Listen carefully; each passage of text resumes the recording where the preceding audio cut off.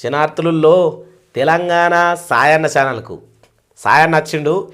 ఏం లేదుల్లా ప్రతి ఒక్క విషయం ఏంటంటే రైతు భరోసా పడ్డది, జిల్లాల లిస్టు విడుదలైంది. ఫోన్ చేసిన అన్న జిల్లాల లిస్టు విడుదలైంది, మరి ఏంది ఏం కథ, అనుభవస్తుడు ఏంది దాని గురించి విశ్లేషణ ఇవ్వాలి రమ్మనంటే వేడుకొంగ ఇవాళ రావడం జరిగింది. రైతు భరోసా మీద ఎవరికి పైసలు పడ్డాయి, ఏడేళ్ళ పడ్డాయి, అట్నే ఢిల్లీ అసెంబ్లీ ఎలక్షన్లు కూడా జరిగినాయి. దాని మీద అనుభవస్తుడు, తెలంగాణ యుద్ధ పోరాట యోధుడు, అట్నే కాలం ఏంటంటే మన కళాకారులలో విజ్ఞాని, ఇంత గొప్ప మనిషిని మనం మంచి మంచి ముచ్చట్లతో బయట గుంజాలి. అట్నే ప్రజలకు ఈ యొక్క రైతు భరోసా మీద తెలంగాణ ప్రభుత్వం చేసే కొన్ని విషయాల మీద అవగాహన కల్పించాలి. అట్నే ఇవాళ 10వ తారీఖు కదా, 2 ఎకరాల భూమి ఉన్న ప్రతి ఒక్కరికి డబ్బులు పడతా ఉన్నాయట.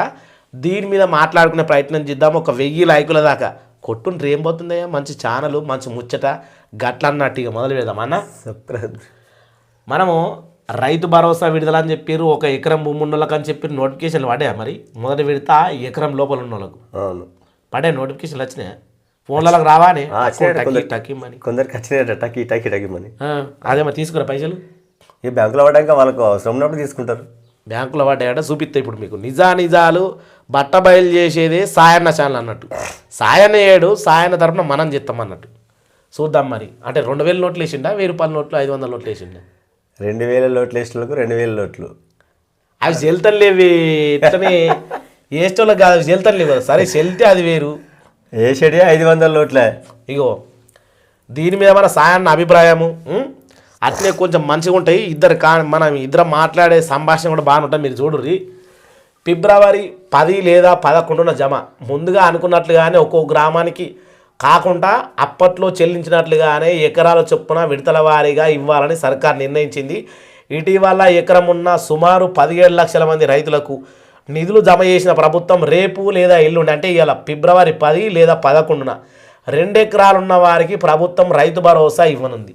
ఏమంటావన్నా, నిజంగా ఇస్తుందంటవా? ఇస్తుంది, కంపల్సరీ 100% ఇస్తుంది. మరి ఇప్పుడు ఎకరం లోపు ఉన్న అయ్యా దయచేసి మీరు కూడా కామెంట్ చేయాలా. ఎందుకంటే ఇటువంటి ఏంది అంటే నిజాన్ని నిర్భయంగా మాట్లాడాల్సిన యుద్ధ యోధులు కూడా ఇట్లా మాట్లాడితే మనం ఏం చెప్పలేము. ఎకరం లోపు ఉన్న పడ్డాయి అందరికీ, కొంతమందికి పడ్డాయి, ఇక పడతాయి కూడా. పడతాయి కూడా. ఇవి పడతాయి కూడా అంటే ఇప్పుడు మనకు మంచిగా ఆలోచన చేయరి. ఫిబ్రవరి 10 అంటే ఇవ్వాలనే కదా, ఇవాళ మనకు 2 ఎకరాలకు పడాలా, ఇవాళ నుంచి రేపటి వరకు. ఓకే, అది అట్లుండని. ఇప్పుడు వీళ్ళు ఏమిచ్చారు, ఇగో ఎకరం భూమి ఉన్న వాళ్ళ వరకు దాదాపు 13 లక్షల మందికి నిధులు జమ చేసింది ప్రభుత్వం. చూస్తున్నాం మ్యాటర్, అనిపిస్తుంది. నిధులు జమ చేసింది. నిజంగా 13 లక్షల మందికి మన రైతు సోదరులకు డబ్బులు పడ్డాయా? ఎకరం లోపు ఉన్న వాళ్ళకు కొంతమందికి పడ్డాయి, కొంతమందికి ఎందుకు వాళ్ళే 17 లక్షల మందికి పడ్డాయా? పర్లేదు, కొంతమంది ఇచ్చిపెట్టిగా పడ్డాయి 17 లక్షల మందికి. ప్రజలారా ముఖాముఖిగా జరుగుతున్నట్టు ఈ వీడియోలా సాయన్న మాట ఏంది అంటే పడ్డాయని, నా మాట ఏంది అంటే పర్లేవు. చాలా మందికి పర్లేవు. 10 గుంటలు ఉన్న వాళ్ళకు 5 గుంటల పైసలు పడ్డాయట, అద్దెకరం ఉన్న వాళ్ళకు 10 గుంటల పైసలు పడ్డాయట. ఇది వాస్తవమా కాదన్నది కూడా మీరు కింద కామెంట్ చేయాలి.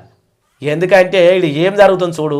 ముందడున్న విశ్లేషణ దారి 17 లక్షల మంది రైతాంగానికి అంటే 1,000,7 అంటే 17 లక్షల మందికి పడ్డాయి అనేది అన్న వాదన, పర్లేననేది నా వాదన. మీరు కామెంట్ చేస్తే అర్థమైంది ఏంది అనేది. అట్నే చూసుకుంటే ఇగో అలాగే ఇందిరమ్మ ఆత్మీయ భరోసా విషయంలో కూడా సర్కారు భూములు లేని వ్యవసాయ కూలీలకు గణకూలంగానే కదా, గణకాలను కూడా ప్రభుత్వం తేల్చి వారి బ్యాంక్ ఖాతాల్లో నెంబర్లను సైతం తీసుకుంది. అర్హుల ఏకకాలంలోనే నిధులు జమ చేయాలని నిర్ణయించింది. మరోవైపు రేషన్ కార్డుల జారీ ప్రక్రియ కూడా నిరంతరం జరగనుంది. ఆన్లైన్లో రేషన్ కార్డుల వివరాలను కూడా తాజాగా పరుచుతుంటారు. అదేందో మనకు కూడా తెలియదు. ఇందిరమ్మ ఇండ్ల నిర్మాణ విషయంలో కూడా లబ్ధారుల గుర్తింపు, దీన్ని కూడా మనం ఒకసారి చూసుకుందాము ఎట్లుంది ఏం కదా అనేది. మనకి ఏమిచ్చారు, ఇగో ఫిబ్రవరి తొలి వారంలోనే ప్రతి గ్రామానికి షెడ్యూల్ వేసి వచ్చే నెల 31 వరకు, అంటే మార్చి 31 వరకు అన్ని గ్రామాల్లోనూ పూర్తి చేయాలని ప్రణాళికలు వేసుకున్న ప్రభుత్వం. పంచాయతీ ఎన్నికల నిర్వహణ, ఒక్కో గ్రామంలో పథకాలు అమలు వంటి వాటితోటి సమయం వృధా అవుతుందని, దీంతో 4 పథకాలు అమలు చేయాలి, అంత తేలిక కావని అధికారులు భావిస్తున్నారట. ఇదే కారణంతోనే ఆ 4 పథకాల్లో తొలుత నేరుగా అర్హుల ఖాతాల్లో నిధులు జమ చేయాలని వాటి గురించి కూడా ప్రభుత్వం నిర్ణయం తీసుకుంది. ఈడ ఏం చెప్తున్నారు అంటే ఏది పెట్టు ఇట్లా దింపుకొని ఇట్లా బొట్టు పెట్టినా గాడికి వస్తుంది, ఇట్లా దింపుకొని ఇట్లా బొట్టు పెట్టినా గాడికి వస్తుంది. అంటే గ్రామ పంచాయతీ ఎన్నికలకు మనకు ఇచ్చినటువంటి 4 ఏవైతే ఉన్నాయో 4 పథకాలకు ఏమన్నా లింక్ ఉందా అంటే లింక్ ఉన్నదా నేనంట సాయం ఏమని అడుగుదాం. లింక్ ఉందట అన్న దేనికి? ఇప్పుడు 4 పథకాలు రేషన్ కార్డులు, రైతు భరోసా, ఇందిరమ్మ ఆత్మీయ భరోసా, ఇందిరమ్మ ఇండ్లు. అవును, దీనికి గ్రామస్థాయి ఎన్నికలకు కొంచెం లింక్ ఉంది అనేటువంటిది మా వాదన. మరి నీ వాదన? లింక్ ఏం లేదు. లింక్ ఎందుకు లేదు? ప్రభుత్వం తన పని తాను చేసుకుంటూ పోతుంది. ఓకే, అట్లా దానికి దీనికి ముడిపెడితే ఎట్లా? ఇక్కడ ఇత్తురుగానే చూడిగో ఏంది గ్రామ పంచాయతీ ఎన్నికల నిర్వహణలో ఒక్కో గ్రామంలో ఈ పథకం అమలు చేయడం కష్టమవుతుంది. ఏకకాలంలోనే అన్నీ అమలు చేస్తారట. ఏకకాలంలో అంటే ఇప్పుడు ఎలక్షన్లు ఉన్నాయి కాబట్టి కొంచెం టైం పడుతుందన్న ఆలోచనలో ప్రభుత్వం ఉంది, కానీ చేసే మాట పక్క. ఇది ఎట్లున్నది అంటే డైరెక్ట్ చెంపదెబ్బ కొడతలేడు, తువ్వాళ్ళ పెట్టి కొడుతుండు. తువ్వాళ్ళ పెట్టి కొట్టిన మనకు అర్థం కాదా? ఇంకోటి చాలా ముచ్చట్లు ఈ సాయంత్రం మాట్లాడుకునేటి అవిటిని కూడా ముందర పెడదాం, ఏమంటాడో చూద్దాం. మరి ఇదేంది అనేది అన్న చెప్తారు. ఇప్పుడు ఏంది ఏం కథ మీరు కూడా ఆగం కావద్దు. మొన్న శుక్రవారం నాడు శుక్రవారము సీఎం రేవంత్ రెడ్డి సొంత నియోజకవర్గం కొడంగల్ పరిధిలో రోటిబాండా తాండాలో రైతులు పొలాలను వెళ్లకుండా అడ్డుకున్న పోలీసులు. ఏంది ఇది? ఇగో ఒక్క ఊరిలో వందలాది మంది పోలీసులు. దీని మీద నీ అభిప్రాయం ఏందన్నా? ఏం జరిగింది అక్కడ? ఏం జరిగిందనే చూడు కదా. ఇగో ఏం జరిగిందంటే ఇగో లగచర్ల భూమి సేకరణకు మళ్ళీ కాలు దువ్విన కాంగ్రెస్ సర్కారు. కాకీల పదఘటలోనే నడుమ పారిశ్రామిక భూమి సేకరణ సర్వే. లగచర్ల, రోటిబండ, పులిచెర్లకుంట తాండాలో 110 ఎకరాల సేకరణ. 4 బృందాలుగా మోహరించిన పోలీసులు. సుమారు 400 మంది పోలీసులు. ప్రాణాలైనా ఇస్తాం కామని భూములు ఇవ్వం మరోసారి తేల్చి చెప్పిన గిరిజనులు. ఇక్కడ ఏంది అంటే పారిశ్రామికవేత్తలు అంటే పారిశ్రామిక కొన్ని ఫ్యాక్టరీలు కావచ్చు ఏవైనా కావచ్చు రావాలని సీఎం సొంత నియోజకవర్గంలోనే కొడంగల్ నియోజకవర్గం పరిధిలోనే 3 గ్రామాలలో భూమి స్వీకరణ అంటే కంపెనీల కోసం. ఇగో ఇదైతే నీకు ఇంకా మంచి క్లారిటీ ఏర్పడుతుంది. ఇగో మొత్తం అలా కావాల్సింది 146 ఎకరాలు 300 మంది. ఇది ఏ తారీఖు నాడు వచ్చింది? 9 తారీఖు నాడు వచ్చింది. నిన్ననే 9 తారీఖు నాడు. గిడ చూడు జరుగు. ఎందుకంటే మరి నీ అభిప్రాయాన్ని తెలుసుకోవాలంటే మనలో కూడా అర్థం కావాలా. పెద్ద మనిషి, ఆమెకు దాదాపు ఇంచుమించు అయినా కానీ 80 ఏళ్ళ దాకా ఉండొచ్చు. ఆమె అనుభవం ముందర మనం ఎంత కాదు. 80 నుంచి 90 వరకు ఉంటుంది. పుస్తెలమ్మి భూమి కొన్నా, ఎన్నో కష్టాల కోర్చి పుస్తెలమ్మి 7 ఎకరాలు కొన్నాము. నా కొడుకులు కాయా కష్టం చేసి పంటలు సాగు చేస్తున్నారు. మా భూములన్నీ పొలాలయ్యే ప్రభుత్వం సర్వే చేస్తుంది. భూమి లేకుండా మేము బతకలేము. ఎన్ని కష్టాలైనా ఎదుర్కొంటాం కానీ భూమిని మాత్రం ఇవ్వం. అనంతమ్మ మహిళ రైతు. దీని మీద ఎట్లుంటుంది కథ? ఇప్పుడు ఏదైతే రైతులకు వాళ్ళను నష్టపరిహారం కూడా ఎంత ఇస్తామన్నారంటే ఎకరానికి 20 లక్షలు ఇస్తామన్నారట. ఎకరానికి 20 లక్షలు అంటే అన్న ఇప్పుడు భూములు రేట్లు పెరిగినాయి. ప్లస్ ఒక్కటి అక్కడ ఏం జరుగుతుంది అంటే భూమి అనేది వాళ్ళకు వ్యవసాయ వృత్తి. ఇప్పుడు 7 ఎకరాలు ఉంది, 7 ఎకరాలు గుంజుకుంటే ఏం కావాలా? ఇంటి కుటుంబం ఏం కావాలి? మరి గుంజుకోవడం కాదు కదా. ఇప్పుడు 1 ఎకరాకు 20 లక్షలు ఇస్తుంది. ఓకే, అక్కడ కంపెనీ పడ్డది అనుకో, అదేమంటివి పారిశ్రామిక ల్యాండ్ అంటే గదే ఫ్యాక్టరీలు సంబంధించిన ఏదో ఒకటి పడ్డప్పుడు ఇండస్ట్రియల్ ఏంది ప్రభుత్వం తలపై ఇచ్చినటువంటి ఇండస్ట్రియల్ కార్డియర్ ఏర్పాటు అంటే ఆడొక ఫ్యాక్టరీ అన్నట్టు ఏదైనా కావచ్చు. అక్కడ ఇప్పుడు ఇట్లా ఎకరాకి 20 లక్షలు ఇస్తారు. అక్కడ ఫ్యాక్టరీ పెడతారు. అక్కడ పని చేయడానికి కూడా చుట్టుపక్కల ఉన్న చాలా మంది కూడా ఉపాధి చేస్తారు కదా, ఏదన్నా లబ్ధి పొందగలుగుతారు కదా, ఉద్యోగాలు కూడా దాంట్లో పని చేసుకుని బతుకుతారు కదా. ఈడ రైతుల విషయం ఏంటంటే ఇది కాకుండా ఏదైతే ఇప్పుడు గవర్నమెంట్ ల్యాండ్లు ఉంటాయి కొన్ని. అవును, మరి గవర్నమెంట్ ల్యాండ్లే వాళ్ళు ఇప్పుడు చేసుకొని దాంట్లోనే ఇవ్వచ్చు కదా. ఈ పారిశ్రామిక ఇవి వచ్చినా సరే ఫ్యాక్టరీలు రాని ఏదన్నా దాంట్లోనే ఇవ్వచ్చు కదా. రైతులు పండించే పొలాలే తీసుకోవాలని ఏంది ప్రభుత్వానికి? అంటే గవర్నమెంట్ ల్యాండ్ వాళ్ళకు అక్కడ ఆ ప్లేస్లో గవర్నమెంట్ ల్యాండ్ అయితే ఎక్కడైతే ఉందో ఫ్యాక్టరీ వేయడానికి అనుకూలంగా లేకుండొచ్చు. దాన్ని ఒకసారి ఆలోచన. ఇప్పుడు మీ ఊరి మీద పడ్డదనుకో, నీ పొలమే పోతుంది అని భావించుకుని ఒక మాట మాట్లాడాలి. బాధ అనిపిస్తుంది, కానీ దాంతోపాటు ఇప్పుడు ఫ్రీగా అయితే గుంజుకోవడం లేదు కదా. 1 ఎకరాకి 20 లక్షలు అంటే మామూలు విషయం కాదు. 1 ఎకరానికి 20 లక్షలు అంటే మామూలు విషయం కాదు. ఆడ అదొచ్చిందా? ఇంకోటి ఏదైతే ఉందో ఈ కొన్ని ఏంది లావన్ పట్ట భూములు ఫ్రీగా ఇయ్య దానికి ఎలాంటి రూపాయి ఇచ్చులేదు. అది ఎట్లా అంటాం మరి? లావన్ పట్ట అనేది మనకు ఏదైతే మనకు ఈ అంబేద్కర్ గారు ఇచ్చిన చట్టం ప్రకారము భూమి లేని నిరుపేదలు లావన్ పట్ట అనే ల్యాండ్ను కొట్టుకొని బతకచ్చు. అందుకని మన వారసత్వంగా మన బుక్కులని ఇష్యూ అయినాయి. అది కూడా మన భూమి కదా. పంట పండించుకొని బతకడం వరకు మిగతా వాళ్ళకి వేరే వాళ్ళకి అమ్మరాదు. ఓకే, ఇప్పుడు గవర్నమెంట్ తీసుకోరాదు కదా మరి, అట్లా కూడా లెక్క పెడితే. అంటే ఇప్పుడు అక్కడ ఫ్యాక్టరీ పడితే వందల మంది వేల మంది పని చేసుకుంటారు, అట్లా అని నువ్వు అనుకుంటున్నావు, ఉపాధి పొందుతారు అనేది ఆలోచన అన్నట్టు. అట్లా ప్రభుత్వం ఆలోచన అట్లుంది. రైతుల ఆలోచన ఏ విధంగా ఉంది అంటే ఈ ఫ్యాక్టరీ వల్ల కూడా నీళ్ళు కాలుష్యము, ప్రకృతి కాలుష్యము, చుట్టుపక్కల ఉన్న గ్రామాలు కాలుష్యము, ఆరోగ్యానికి ప్రాబ్లం అయితే రేపు ఎవరు దీనికి బాధ్యులు? భూములు ఇవ్వడము సరే ఓకే, దీనికి మీరు అనుకుంటే ఎకరానికి 20 లక్షలు ఇస్తారు, మాకేమో సెట్ చేస్తారు, బతుకుతాం ఓకే. ఈ మొత్తము ఉన్న చుట్టుమెట్టు గ్రామాల మధ్యలో తీసుకొచ్చి ప్యారిని పెడితే కాలుష్యమై మనం కొన్ని ఏరియాలలో చూసాము. కాలుష్యమైన నీళ్లు తాగినా కాలుష్యమైన ప్రకృతిలో ఉన్న మనుషులకు ఎఫెక్ట్ జరుగుతుంది. పిల్లల మైండు, జన్మించే బిడ్డలు కూడా కుంటి అవిటి కన్నులు లేకపోవడం అంటే జరిగినాయి. కొన్ని విధాలు చూసాం. తమిళనాడులో చూసినాము, గుజరాత్లో చూసినాము, యూపీలో చూసినాము. ఇటువంటి ఇండస్ట్రియల్ని ఏం చేసిరంటే కనీసము మనుషులు జీవిస్తున్నటువంటి ఏరియాని విడిచిపెట్టి 50 కిలోమీటర్లు 100 కిలోమీటర్ల దూరంలో ఇలాంటి ఫ్యాక్టరీలకు కొన్ని రాష్ట్ర గవర్నమెంట్లు అలౌట్ ఇవ్వడం జరుగుతుంది. కానీ ఇదేం జరుగుతుంది? గ్రామాలు చుట్టుపట్టు గ్రామాలు పెట్టుకొని మధ్యలోనే ఫ్యాక్టరీ అంటే ఆర్మూల్ జిల్లాలో ఇదే జరిగితే ఆడ గిరిజన వాసులు తరిమి కొట్టిరు పోలీసులను కూడా, పోతే ప్రాణాలు ఉంటే భూములని. మరి ఇదే ఈ రకంగా ఇది సంత సీఎం నియోజకవర్గం మీద జరుగుతూ ఉంటే సీఎంఏ వచ్చి మాట్లాడాలి కదా.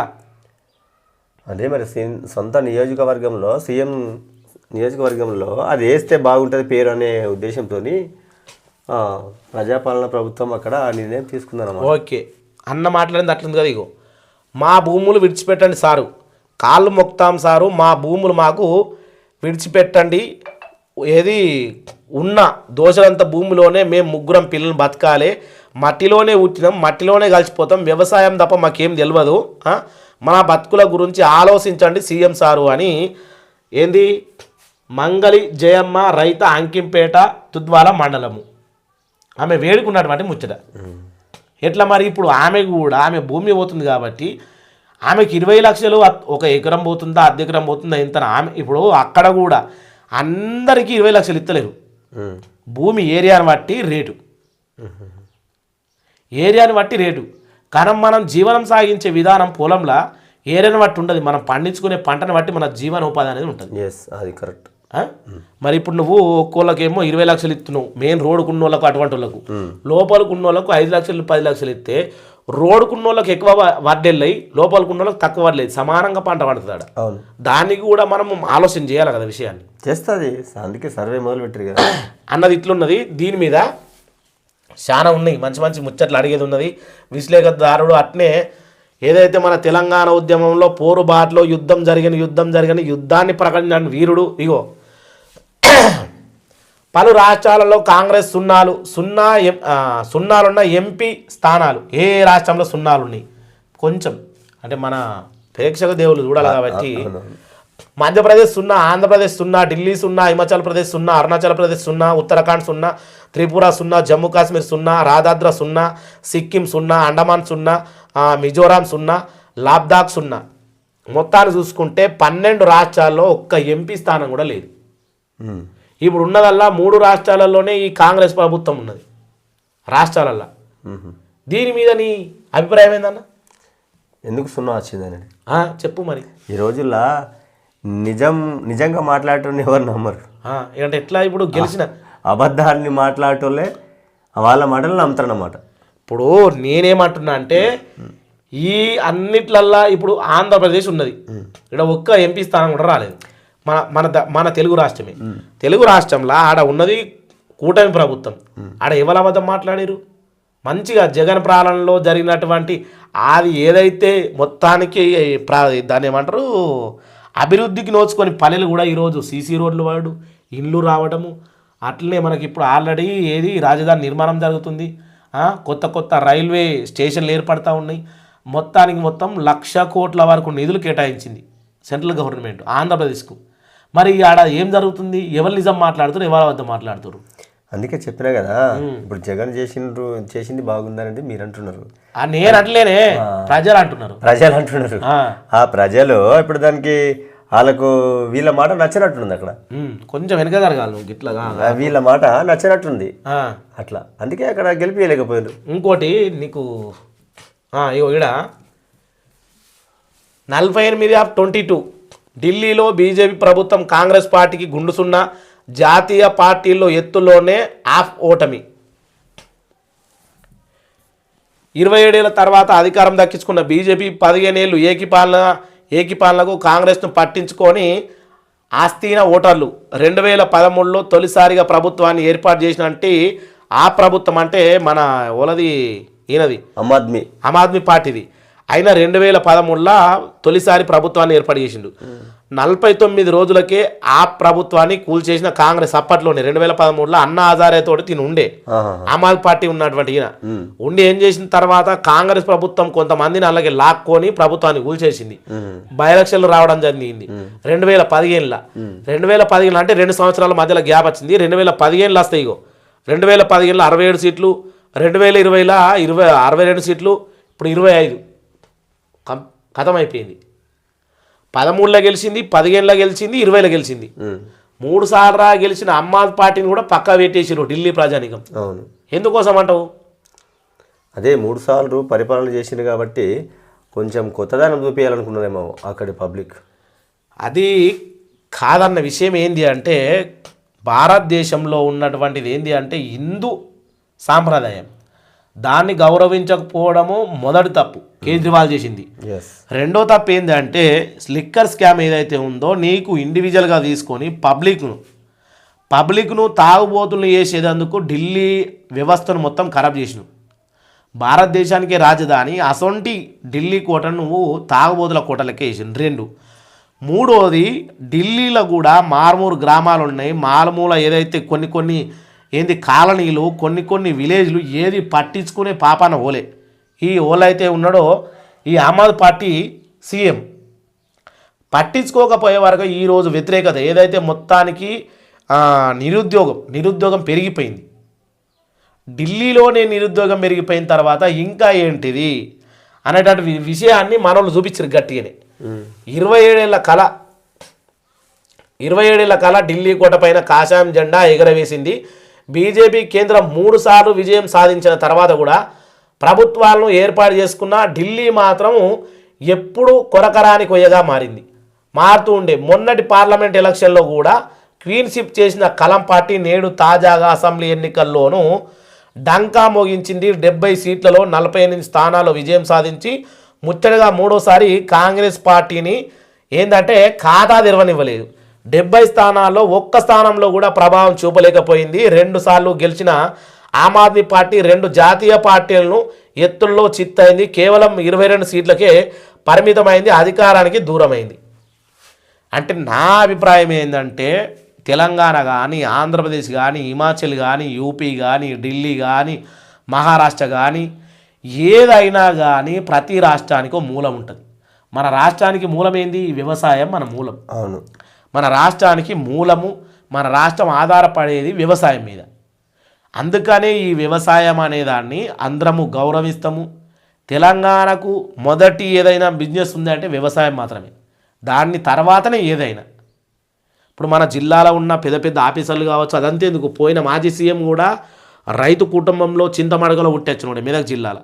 మరి ఇప్పుడున్న సీఎం కూడా మన కొడంగల్ నియోజకవర్గంలో రైతు కుటుంబం నుంచి వచ్చినోడే. తెలంగాణనే రైతులకు కేర్ ఆఫ్ అడ్రస్.